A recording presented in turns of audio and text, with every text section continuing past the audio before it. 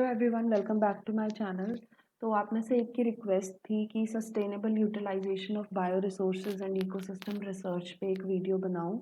तो यहाँ पे वो वीडियो है, इसके अंदर हम बायो रिसोर्सेज क्या होते हैं, सस्टेनेबल यूटिलाइजेशन उनका कैसे हो सकता है और बायोडाइवर्सिटी की जो भी कन्वेंशंस वगैरह थी उनके बारे में डिस्कस करेंगे। So let's get started.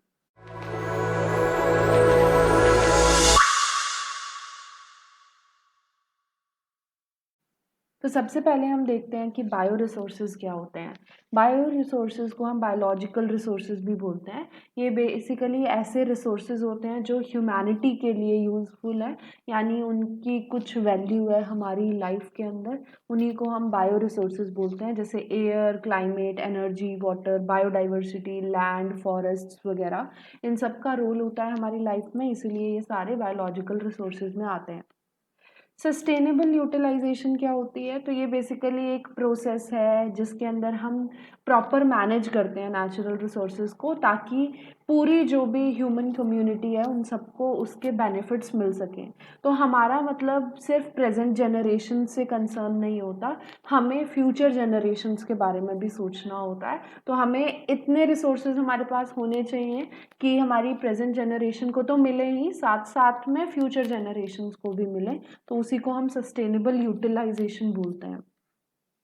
इसके जो भी बेनिफिट्स हैं किसको मिल रहे हैं और कौन से ऐसे लोग हैं या ऑर्गेनाइजेशंस हैं जो कि लूज कर रही हैं कुछ बेनिफिट्स को, या जिनको लॉस हो रहा है इसकी वजह से, वो सारी चीज़ें हमें पता होनी चाहिए कि इकोसिस्टम सर्विसेज चेंज होने पे किसको बेनिफिट और किसको लॉस होगा। ये काफ़ी इंपॉर्टेंट यहाँ होता है।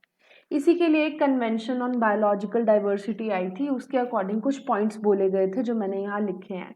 सबसे पहली चीज़, इंडिजिनस कम्युनिटीज़ बहुत ज़्यादा इंपॉर्टेंट रोल प्ले करती हैं। इंडिजिनस मतलब जैसे कि एक पर्टिकुलर एरिया में कुछ स्पीशीज़ जो कि वहाँ पे ही पाई जाती हैं, किसी और जगह नहीं मिलती, तो एंडेमिक बोल सकते हो आप। तो इंडिजिनस कम्युनिटीज़ बहुत ज़्यादा इंपॉर्टेंट रोल प्ले करती हैं।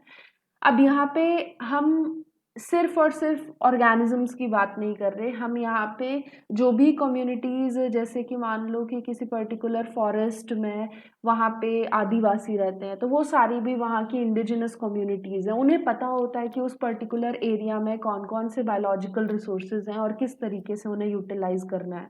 तो उन कम्युनिटीज़ को वो बहुत ज़्यादा इंपॉर्टेंट रोल प्ले करती हैं, हमें जब भी सस्टेनेबल यूटिलाइजेशन के बारे में सोचना चाहिए। दूसरी चीज़ कि हमें सोसाइटी को अवेयर बनाना चाहिए, या आजकल हम ऐसा भी बोल सकते हैं कि सोसाइटी खुद से ही अवेयर है कि उसे बायोडाइवर्सिटी को कंजर्व करना है और जो भी रिसोर्सेज हैं उनका यूटिलाइजेशन सस्टेनेबल मैनर में करना है। तो ये भी काफ़ी इम्पॉर्टेंट चीज़ है। दूसरी चीज़, बायोलॉजिकल सिस्टम डायनामिक होते हैं, यानी हमें जो भी फ्लक्चुएशंस एनवायरनमेंट के अंदर होते हैं, नेचुरल फ्लक्चुएशंस, उनके बारे में पता होना चाहिए, तभी हमें रिसोर्सेज की मैनेजमेंट भी आएगी। अगर वो चीज़ हमें नेचुरल फ्लक्चुएशंस के बारे में नहीं पता होगा तो जो भी मैनेजमेंट प्रैक्टिसेस हम यूज़ कर रहे हैं वो अप्रोप्रिएटली यूज़ नहीं हो पाएंगी। तो ये भी काफ़ी इंपॉर्टेंट रोल प्ले करता है। अब स्ट्रैटेजीज क्या होनी चाहिए हमारी कि हम सस्टेनेबल यूटिलाइजेशन करें और जो भी सस्टेनेबल डेवलपमेंट है उसमें एक पार्ट लें।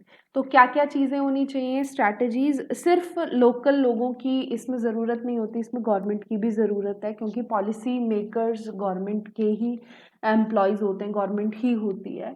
तो सबसे पहली स्ट्रैटेजी तो यही होगी कि गवर्नमेंट पॉलिसीज़ या फिर प्रोग्राम्स इस तरीके से बनाए कि हम सस्टेनेबल यूटिलाइजेशन करना शुरू कर दें बायो रिसोर्सेज का। दूसरी चीज़, मेथड टेक्नोलॉजी हमारे पास बहुत अच्छी होनी चाहिए, तो उसे इम्प्रूव करें ताकि बायोलॉजिकल रिसोर्सेज की सस्टेनेबल यूज़ जो है उसे सपोर्ट मिल सके, और जो भी एडवर्स इम्पैक्ट्स हैं बायोडाइवर्सिटी पे रिसोर्स यूजेस की वजह से वो सारे जो हैं एलिमिनेट हो सकें।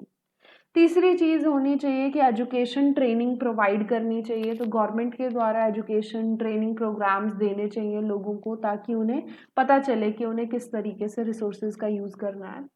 तीसरी चीज़ जो हम बोलते हैं वो ये कि मेथड्स इस तरीके से बनने चाहिए या इम्प्रूव होने चाहिए जो एग्जिस्टिंग है, ताकि मॉनिटर करना इकोसिस्टम के अंदर जो भी चेंजेस हो रहे हैं वो इजी हो जाए। तो चेंजेस की मॉनिटरिंग, इसके अलावा बायो रिसोर्सेज कितने हैं कितने नहीं, उसकी अवेलेबिलिटी की मॉनिटरिंग भी बहुत ज़्यादा ज़रूरी है।